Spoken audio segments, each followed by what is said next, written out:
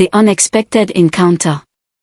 The sun dipped low over the bustling town of Nyanza, casting a warm golden glow on its busy streets. Among the throngs of merchants and traders, Zubri stood out, not just for his wealth but for his reputation as a man of integrity and kindness. A merchant of spices and fabrics, Zubri had carved a name for himself through his fair dealings and generosity. Yet, despite his success, he lived alone in a modest yet comfortable house, his heart yearning for companionship and purpose beyond his business ventures. One fateful afternoon, Zubri set out on a journey to deliver goods to a distant village. His wagon, laden with vibrant textiles and aromatic spices, rattled along a dusty road framed by sprawling acacia trees. As the sun set and the landscape grew desolate, his journey came to an unexpected halt. A sharp crack echoed through the stillness. The wagon's axle had snapped. Stranded in the remote outskirts of Kiboko, a village known for its simplicity, Zubri resigned himself to spending the night under the open sky. As he prepared to settle down, a faint sound reached his ears, a soft sobbing carried by the evening breeze. Following the sound, he discovered a young woman sitting on the ground near the village's edge. She was barefoot and clad in tattered clothes, her hair disheveled yet hinting at an innate grace. Despite her situation, her posture remained upright, exuding a quiet dignity. "Excuse me," Zubri said gently, not wanting to startle her. "Are you all right? Why are you out here alone at this hour?" The woman looked up, startled by his presence. Her eyes, weary but resolute, met his. "I have no home to go to," she replied. "My mother has cast me out, and I cannot bring myself to do what she demands." Curious and concerned, Zubri asked her to explain. She introduced herself as Akelo, the eldest of 4 siblings. Her father had died 2 years prior, leaving the family in dire straits. Her mother, overwhelmed by the burden of providing for the children, had grown desperate and demanded that Akelo marry a much older, wealthy man from the village in exchange for financial support. "I cannot sell my dignity, no matter how much we need the money," Akelo said, her voice steady despite the tears that threatened to spill. "I've tried to help by working odd jobs, but it's never enough. Now I have nowhere to go." Zubri was deeply moved by her story. He admired her strength and the principles she held onto despite her circumstances. "You don't deserve to be treated this way," he said, his voice firm yet compassionate. "I may not have much to offer, but I can provide you a safe place to stay." Akelo hesitated, wary of trusting a stranger. But something in Zubri's demeanor, his steady gaze and warm smile, reassured her. With no better options, she accepted his offer, though she remained guarded. Zubri led her to his wagon and invited her to rest there for the night while he kept watch. The next morning, as the first rays of sunlight filtered through the trees, Zubri managed to repair the wagon with the help of a passing farmer. Together, they continued their journey to Nyanza. Along the way, Zubri learned more about Akelo's life. She spoke of her childhood, filled with laughter and hope, before her father's sudden illness turned their lives upside down. Her mother's growing bitterness and her siblings' helplessness weighed heavily on her heart, but she refused to let despair consume her. Zubri listened intently, impressed by her resilience. He decided then and there to help her rebuild her life. "When we get to Nyanza, you'll have a fresh start," he promised. Akelo was skeptical. People in her village had made many empty promises, and she couldn't help but wonder if Zubri's kindness had ulterior motives. Yet, as the bustling town of Nyanza came into view, a flicker of hope ignited within her. The towering market stalls and vibrant streets seemed like a different world compared to the desolation she had left behind. Upon arriving at his home, a modest but well-kept house tucked away in a quiet corner of the town, Zubri showed Akelo to a small but comfortable guest room. He gave her a set of clean clothes and assured her that she could stay as long as she needed. Overwhelmed by his generosity, Akelo's skepticism began to wane. For the first time in years, she felt a glimmer of security. Zubri didn't pressure her with questions or expectations. Instead, he gave her space to adjust, offering small gestures of kindness, a warm meal, a listening ear, and a reassuring smile. Slowly but surely, Akelo's walls began to crumble. She found herself sharing more about her dreams, her fears, and the burdens she carried. Zubri listened without judgment, encouraging her to see her worth beyond the struggles she had endured. That night, as Akelo lay in her new bed, she thought about the road that had brought her here. For the first time in what felt like forever, she whispered a quiet prayer of gratitude. Though her future remained uncertain, she felt a sense of hope she hadn't known in years. In the days that followed, the foundation of trust between Zubri and Akelo grew stronger. Unbeknownst to them, this chance encounter would set the stage for a journey of transformation, resilience, and redemption, one that would not only change their lives but also inspire those around them. A new beginning. The town of Nyanza was alive with color and sound. The vibrant markets bustled with traders shouting prices, the aroma of spices mingled with the scent of fresh bread, and laughter echoed in the air. As Zubri led Akelo through the crowded streets, she couldn't help but marvel at the sights. It was a far cry from the quiet, desolate village she had left behind. "This is where I work," Zubri said, gesturing toward a modest but thriving shop filled with neatly arranged spices, textiles, and handcrafted goods. "We'll stop by later so I can introduce you to my workers." For now, Zubri guided Akelo to his home, a modest, single-story house on the outskirts of the town. It wasn't ostentatious, but its clean walls, sturdy wooden doors, and carefully tended garden reflected a life of discipline and care. "This will be your home too, for as long as you need," Zubri said warmly as he opened the door. Akelo's breath caught as she stepped inside. Though simple, the house felt inviting, with its earthy tones, woven rugs, and sunlight streaming through the windows. Zubri led her to a small but comfortable guest room. "It's not much," he said, scratching the back of his head. "But I hope you feel safe here." Akelo turned to him with gratitude. "This is more than I could have imagined." "Thank you." Adjusting to a new life. The first few days in Nyanza were overwhelming for Akelo. The sheer energy of the town was unlike anything she had experienced before. Zubri was patient, offering to show her around and introducing her to a few friendly neighbors. Gradually, Akelo began to feel a sense of belonging. One morning, Akelo woke early and decided to explore the house. She found the kitchen in disarray, with dishes stacked high and supplies scattered. Though hesitant at first, she began tidying up, her movements purposeful and efficient.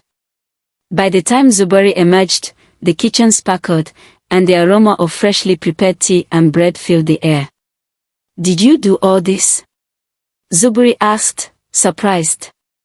Akelo nodded, a faint smile on her face. "It's the least I could do to thank you for your kindness." Zubri was touched. He sat at the table, savoring the warm tea she had prepared. "You have a gift for bringing order and warmth wherever you go," he said. Encouraged by his words, Akelo took on more responsibilities around the house. She cleaned, organized, and even began experimenting with new recipes in the kitchen. Zubri's home, once utilitarian and somewhat lonely, transformed into a warm and inviting haven. Meeting the people of Nyanza.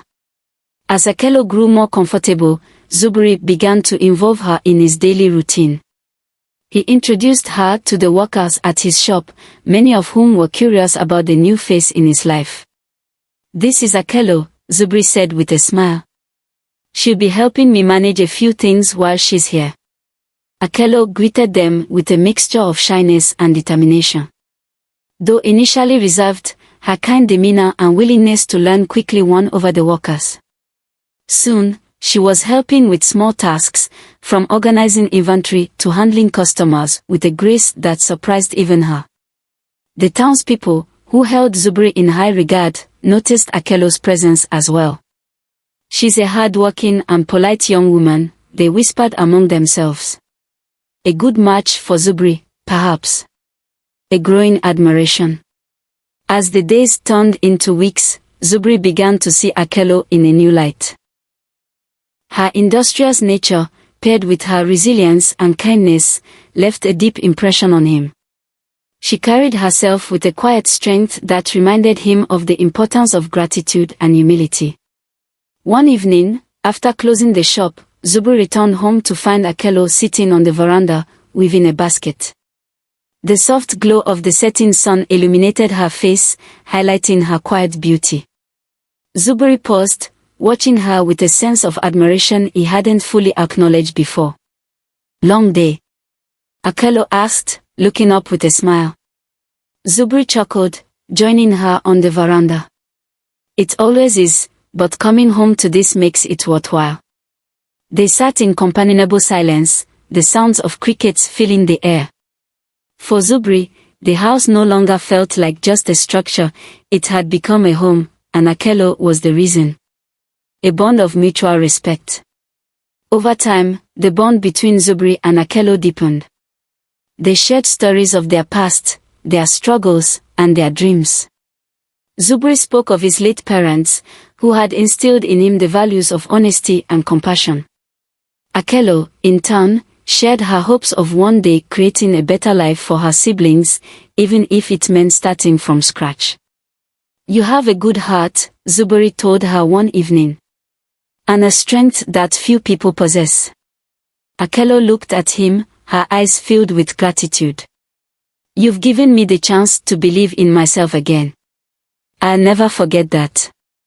Their budding friendship was built on trust and mutual respect, but there was an undercurrent of something deeper, something both of them felt but hesitated to acknowledge. For now, they were content to let their bond grow naturally, one shared moment at a time. Little did they know, their journey together had only just begun. A proposal and a new life. The weeks turned into months, and life in Nyanza settled into pleasant rhythm for Zubri and Akelo. Their friendship deepened with every passing day. Akelo's industrious nature not only transformed Zubri's home but also brought new energy to his business. The townspeople noticed the changes in Zubri, his laughter came more easily, and his shop seemed livelier. Though neither of them said it aloud, it was clear to everyone that Akelo had become an integral part of his life. The proposal. One quiet evening, Zubri invited Akelo to sit with him on the veranda. The moon hung low in the sky, casting a silvery glow over the garden Akelo had lovingly tended. "There's something I've been meaning to talk to you about," Zubri began, his tone unusually serious. Akelo, sensing his hesitation, set aside the basket she was weaving and turned to face him. "What is it, Zubri?" He took a deep breath. "Akelo, when I met you, I only intended to help you find a safe place. But as time has passed, I've come to admire your strength, your values, and the light you bring to my life. I've never met anyone like you, and I can't imagine my life without you. Akelo, will you marry me?" Akelo's breath caught. The words were sincere, and the emotion in his voice was unmistakable. Yet, doubt swirled in her mind. Could she truly bring value to Zubri's life? What would her family think? She looked into his honest eyes and saw no judgment, only love and respect. I don't know what to say," she whispered. "Say yes," Zubri said with a small smile. "Not because you feel obligated, but because you want to. We can face whatever comes together." After a moment of silence, Akelo nodded.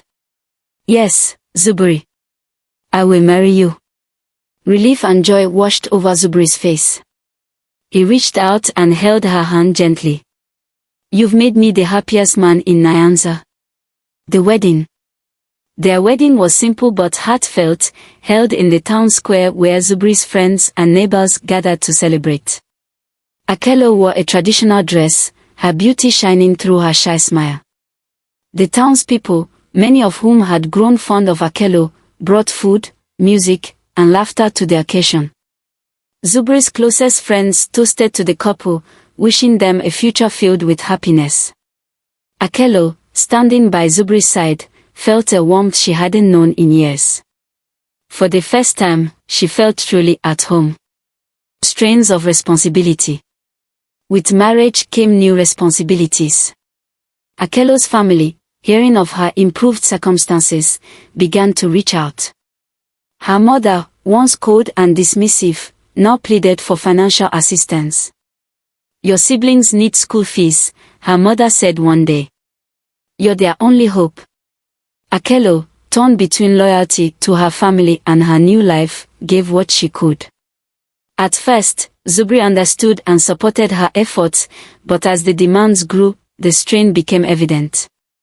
"We need to set boundaries," Zubri said gently one evening. "Your family's needs are endless, and we must also think about our future." Akello nodded, guilt etched on her face. "I understand, but it's hard to say no. They've been through so much." "And so have you," Zubri replied. "You've done more than enough for them, Akello." Though Zubri's words were kind, Akello felt the weight of her family's expectations pressing down on her. A flourishing business. Despite the challenges, Zubri's business began to flourish once again. Akello's ideas for improving customer service and managing inventory brought in more customers, and the shop expanded its reach to neighboring towns. Zubri often joked that Akello was his lucky charm, but deep down, he credited her intelligence and hard work for much of their success. With their growing prosperity, Zubri and Akello were able to focus on building a future together. They saved diligently, ensuring they would never face the hardships they both had endured in the past. Welcoming Nuru. One bright morning, the cries of a newborn filled their home. Akello had given birth to a healthy baby boy, whom they named Nuru, meaning light. Zubri's joy knew no bounds as he held his son for the first time. "Nuru will grow up knowing the love and strength that brought us here," Zubri said, his voice filled with emotion. The birth of Nuru brought renewed happiness to their lives. Zubri became a devoted father, often closing the shop early to spend time with his son.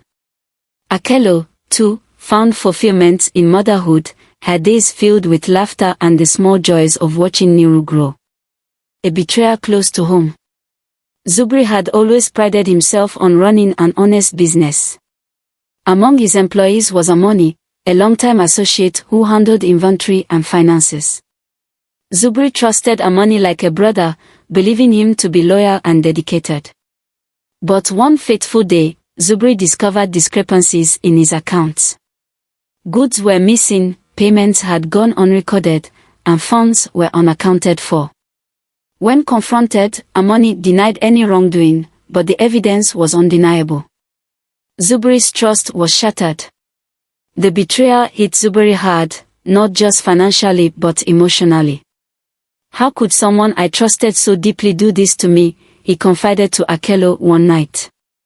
She tried to comfort him, but the strain of the situation weighed heavily on them both. The losses were staggering. With dwindling funds and unpaid debts piling up, Zubri was forced to sell off part of his inventory and downsize his operations. It was a devastating blow to the once thriving business. A decline in health. The stress took its toll on Zubri's health. He began experiencing severe headaches and fatigue, often collapsing into bed at the end of each day. Akello encouraged him to see a doctor, who diagnosed him with stress-induced hypertension. "You need to rest," the doctor advised. "If you don't, your condition will worsen." Reluctantly, Zubri stepped back from the business, leaving its management in the hands of a skeleton crew. The decision was necessary but left him feeling powerless. For a man who had always been in control of his life, the loss of agency was deeply unsettling. Growing resentment. While Zubri struggled to recover, Akello faced mounting pressure from her family. Her mother and siblings, who had grown accustomed to her financial support, began making demands she could no longer meet. "What kind of life are you living now?" her mother chided during one visit. "You've gone from being a savior to being as helpless as the rest of us." The word stung, and though Akello tried to defend Zubri, her frustration grew. She began to see him as a shadow of the man he once was.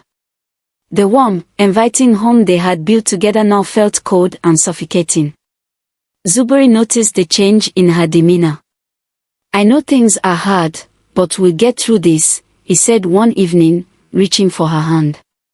Akello pulled away, her voice tinged with bitterness. "I'm tired of waiting for things to get better." The distance between them widened, with arguments becoming more frequent.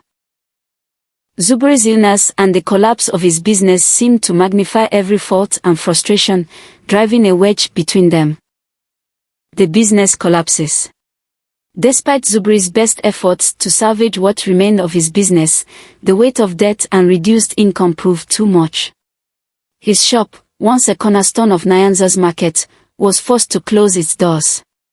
The family was left with little more than their home and a few personal belongings. Nuru, now a lively 5-year-old, sensed the tension but didn't fully understand it. Akello's frustrations grew as she struggled to make ends meet. Every day felt like a battle against despair, and her once vivid dreams of a stable future began to fade. A tempting offer. One afternoon, while Akello was shopping for essentials at the market, a sleek carriage pulled up beside her. Out stepped Mosi, a wealthy trader whose reputation for extravagance preceded him. His finely tailored clothes and confident demeanor exuded power and success. "Akello, isn't it?" he said, flashing a charming smile. "I've seen you around the market. You're even more stunning up close." Akello, caught off guard, managed a polite nod. "Yes, that's me." Mosi wasted no time. "I can see life hasn't been kind to you lately," he said, his tone dripping with faint sympathy. "But you deserve better. Someone like you should be surrounded by luxury, not struggling to make ends meet." Akello stiffened. "I'm married, Mosi." "Marriage doesn't have to mean a life of suffering," Mosi replied smoothly. "I can give you everything you've ever dreamed of, clothes, jewels, a beautiful home. You don't have to answer now, but think about it." Akello left the market feeling conflicted. Mosi's words lingered in her mind, tempting her with the possibility of an escape from her current hardships. That night, as she lay beside Zubri in silence, she couldn't help but wonder, was it wrong to want more? A crossroads. The days that followed were filled with turmoil. Mosi continued to pursue Akello, sending gifts and letters promising her a life of luxury. Zubri, oblivious to Mosi's advances, focused on rebuilding what little he could, though his progress was slow. Akello found herself at a crossroads. On one hand, she had pledged her loyalty to Zubri, the man who had rescued her from despair and given her a home. On the other, Mosi offered a life free from struggle, a life that seemed tantalizingly out of reach. The choice she faced was not just about wealth or poverty, it was about the values she held dear and the kind of person she wanted to be. Little did she know, the decision she was about to make would alter the course of her life forever. A bitter decision. A heart-wrenching choice. The tension in Akello's heart reached a breaking point. Every day brought another reminder of their hardships, an empty pantry, unpaid bills, and Zubri's weary face. Despite his unwavering determination to rebuild their lives, Akello couldn't shake the allure of the life Mosi promised, a life free from struggle, brimming with comfort and luxury. One evening, while Zubri rested after a long day of fruitless efforts to secure work, Akello slipped outside with a small bag of her belongings. In her hand was a note she had left for Zubri, explaining her decision. "Zubri, you have been good to me, and I will always be grateful for everything you have done. But I can no longer live this way. I need more than what we can have together.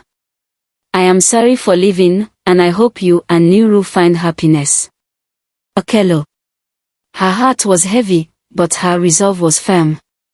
Outside, Mosi's carriage awaited, its opulence standing in stark contrast to the modest life she was leaving behind. She climbed in without looking back, her emotions a turbulent mix of guilt, relief, and apprehension. A grand wedding. Mosi wasted no time in showcasing his wealth and influence. Within weeks, he arranged a grand wedding for Akello, inviting the most prominent figures in Nyanza and beyond. Akello, adorned in fine silks and glittering jewels, stood beside Mosi as they exchanged vows. The celebration was lavish, with musicians, feasts, and fireworks lighting up the night. Though the spectacle was breathtaking, Akello couldn't shake a nagging unease. As she looked out at the sea of unfamiliar faces, she realized that her happiness felt strangely hollow. Yet, she dismissed her doubts, convincing herself that time and luxury would soothe her conflicted heart. Zubri's devastation. When Zubri discovered Akello's note, he was shattered. The woman he had loved, supported, and built a life with had chosen to abandon him and their son. For days, he walked around in a daze, unable to understand how the person he had trusted so deeply could leave so easily. Nuru, too young to fully grasp the situation, often asked, "Where's Mama? When will she come back?" Zubri could only hold his son close, offering vague reassurances while silently mourning the family they had lost. Determined to shield Nuru from further pain, Zubri threw himself into rebuilding his life. He sought loans, reconnected with old business contacts, and worked tirelessly to regain his footing. Though the journey was slow and grueling, he found solace in his role as a father, dedicating himself to giving Nuru the love and stability he deserved. The Gilded Cage. At first, Akello reveled in her new life. Mosi showered her with gifts and attention, ensuring she had everything she could desire. Their home was a sprawling estate filled with opulent furniture, lush gardens, and servants at her beck and call. But as time went on, cracks began to appear in the perfect facade. Mosi's charm often gave way to a sharp temper, especially when questioned about his business dealings. He spent long hours away, returning with vague explanations and a cold demeanor. Akello began to notice a troubling pattern. Mosi's wealth seemed to come and go in unpredictable waves, and his conversations were peppered with cryptic references to partners and deals. Her once glamorous life began to feel like a gilded cage. Though she had material comfort, the warmth and connection she had shared with Zubri were absent. The household opulence now felt suffocating, and Akello found herself longing for the simplicity and genuine love she had left behind. The fall of Mosi. One fateful morning, Akello woke to the sound of raised voices. She peered out the window to see law enforcement officials swarming the estate. Moments later, Mosi was dragged out in handcuffs, his face pale but defiant. The charges were serious: money laundering, fraud, and connections to illegal trade. His assets were frozen, and the estate was seized. Akello, blindsided by the sudden collapse of her world, stood in the ruins of her once lavish life with nothing but the clothes on her back. "I didn't know," she pleaded with the authorities, her voice trembling. "I had no part in this." But her pleas fell on deaf ears. The estate was emptied, and Akello was left with no choice but to seek refuge elsewhere. Consequences of a bitter decision. Homeless and penniless, Akello wandered the streets of Nyanza, haunted by the choices that had brought her here. Her family, who had once relied on her, refused to take her in, citing her betrayal of Zubri as a sign of poor character. She was alone, with nowhere to turn. Meanwhile, Zubri's perseverance had begun to pay off. His business slowly regained its footing, and his bond with Nuru grew stronger each day. Though the scars of Akello's departure remained, he had found a sense of peace and purpose in his renewed life. Akello, watching from afar, realized too late the true cost of her decisions. The life she had traded for fleeting comfort was one she could never reclaim. With Mosi behind bars and her reputation in tatters, she was left to face the harsh reality of her choices, carrying the weight of regret wherever she went, consequences and redemption. destitution and rejection. Life had dealt Akello a cruel hand. With Mosi imprisoned and his assets confiscated, she was left with nothing but the clothes on her back and a growing life inside her. Pregnant and alone, she turned to her family, hoping for a shred of compassion. But her mother, once quick to demand financial help, now met her with scorn.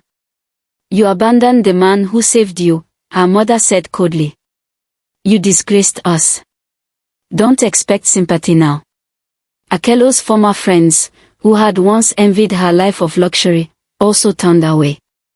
She wandered the streets of Nyanza, seeking odd jobs to survive. The vibrant town that once welcomed her now felt hostile and unyielding. Hunger and exhaustion became her constant companions as she grappled with the consequences of her choices. Zubri's rising success. While Akello struggled, Zubri's fortunes began to turn. Through relentless determination and resourcefulness, he rebuilt his business from the ground up. His shop, now larger and more successful than before, became a cornerstone of Nyanza's bustling market. Zubri's hard work didn't go unnoticed. Among his customers was Amoni, a kind-hearted woman who admired his resilience and devotion to his son, Nuru. Amoni was gentle, industrious, and full of compassion, the very qualities Zubri had longed for in a partner. Over time, their friendship blossomed into love, and Zubri found the courage to marry again. Nuru, now 8 years old, thrived under his father's care. He adored Amoni, who treated him as her own, and their family radiated warmth and stability. The void Akello had left in their lives was gradually filled with love and hope. Seeking forgiveness. News of Zubri's success eventually reached Akello. Desperate and filled with regret, she decided to seek his forgiveness. With her pregnancy nearing its end, she summoned the courage to approach his shop. Her once bright eyes were now dulled by hardship, her once confident posture weighed down by shame. Zubri was at the counter when she entered, his expression turning to one of shock as he recognized her. For a moment, silence hung between them, heavy with unspoken emotions. "Zubri," Akello began, her voice trembling. "I know I don't deserve your forgiveness, but I've come to ask for it. I made terrible choices, and I lost everything. Please, forgive me." Zubri studied her, his gaze unreadable. Finally, he spoke. "Akello, I forgave you a long time ago, for my own peace. But forgiveness doesn't mean I can forget. My life has moved on, and so has Nuru's." Tears streamed down Akello's face as she nodded. "I understand. I wish I could take it all back." A son's rejection. Hoping to mend at least one broken bond, Akello asked to see Nuru. Zubri hesitated but eventually agreed, thinking it might provide closure for both of them. When Nuru saw Akello, he froze. The boy who had once clung to his mother now looked at her with a mix of confusion and resentment. "Why are you here?" he asked, his voice small but firm. Akello knelt to his level, her hands trembling. "I'm your mother, Nuru. I've missed you so much." Nuru stepped back, shaking his head. "You left us. You left me and Papa. Amoni is my mother now." His words struck Akello like a blow. She reached out, but Nuru turned and ran to Amoni, who embraced him protectively. Zubri placed a hand on Akello's shoulder. "You can't force forgiveness. It's a journey, and Nuru has chosen his path." A moment of reflection. Rejected by her family, friends, and even her son, Akello sank into despair. Her mental and emotional health deteriorated, and she found herself wandering the streets of Nyanza aimlessly. As her pregnancy reached its final stages, she sought refuge in an old, abandoned building on the outskirts of town. One stormy night, as thunder rumbled and rain poured through the cracked roof, Akello sat alone, cradling her swollen belly. Memories flooded her mind, the day Zubri had taken her in, the warmth of their home, Nuru's laughter, and the love she had thrown away. She whispered into the darkness, her voice barely audible over the storm. I traded a diamond for a stone. And now I have nothing. As tears mingled with the rain, Akello felt a glimmer of clarity. Her suffering, though immense, was a consequence of her choices. She realized that while she couldn't undo the past, she could choose how to face the future. The next morning, Akello gave birth to a healthy baby boy. Looking into his tiny, innocent face, she resolved to give him a better life. She brought him to an orphanage, ensuring he would be cared for and loved. It was a painful decision, but one she believed was best for her child. The first step toward redemption. Akello spent her days helping others in her community, working tirelessly at odd jobs and volunteering where she could. Though the weight of her mistakes remained, she found solace in service and in knowing she was trying to make amends. Her story became a cautionary tale in Nyanza, a reminder of the importance of gratitude, loyalty, and patience. Though she had lost everything, Akello hoped that her journey toward redemption would inspire others to cherish what they had and make choices rooted in love, not greed. Lessons learned. A new beginning for Akello's child. The birth of Akello's second child, a boy with bright, curious eyes, was both a moment of joy and sorrow. As she held him in her arms for the first time, she whispered, "You deserve a life full of love and opportunity, one I cannot give you." The following morning, Akello made her way to a well-respected orphanage in Nyanza, a place known for providing children with education and a nurturing environment. Handing her son to the headmistress, Akello explained her situation, tears streaming down her face. "Please, give him the life I couldn't. Let him grow up strong and kind." The headmistress, moved by Akello's humility and sincerity, reassured her. "He will be cared for and cherished. You've made a difficult but selfless choice." Though leaving her child was heart-wrenching, Akello found solace in knowing he would have a better future, a chance to grow without the burden of her mistakes. Zubri's flourishing life. Meanwhile, Zubri's life continued to thrive. With Amani as his partner, he had found not only love but also someone who shared his values of kindness and resilience. Together, they expanded Zubri's business, opening a second shop in a neighboring town. Nuru, now growing into a bright and compassionate young boy, thrived under their care. He excelled in school and often accompanied Zubri to the shop, learning the trade and building relationships with customers. Amani treated him like her own, nurturing him with patience and love. Their home was filled with laughter, warmth, and hope. A stark contrast to the years of struggle they had endured. Zubri often reflected on his journey, grateful for the lessons life had taught him and the strength he had found in his darkest moments. Akello's path to redemption. With her child safe in the orphanage, Akello returned to her village, determined to rebuild her life. She began volunteering at the local market, helping elderly vendors arrange their stalls and mentoring young women struggling with poverty. Though many in the community initially viewed her with skepticism, Akello's genuine efforts to help others gradually earned their respect. She shared her story openly, hoping it would serve as a warning and a source of inspiration. "I was blinded by greed," she told one young woman. "I thought wealth would solve everything, but I lost the things that truly mattered: love, family, and dignity. Don't make the same mistakes I did." Her days were spent in service, her nights in quiet reflection.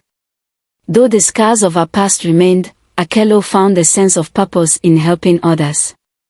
She realized that while she could never undo her mistakes, she could use her experiences to guide others toward better choices. The community learns from her story. Over time, Akello's story became a well-known tale in the village and beyond. It was retold in schools, markets, and homes as a lesson in gratitude, loyalty, and patience. Parents used her story to teach their children the importance of cherishing what they had and valuing the people who stood by them in times of need. Akelo's transformation from a proud, misguided woman to a humble servant of the community inspired many. Her resilience and willingness to face the consequences of her actions demonstrated that redemption was possible even in the face of great loss. Closing reflections. One sunny afternoon, Akelo sat beneath a large baobab tree, watching children play in the distance. She wondered if her son, now growing up in the orphanage, was among them. Though she longed to hold him, she found peace in knowing he was safe and cared for. As the sun dipped below the horizon, Akelo whispered a quiet prayer of gratitude.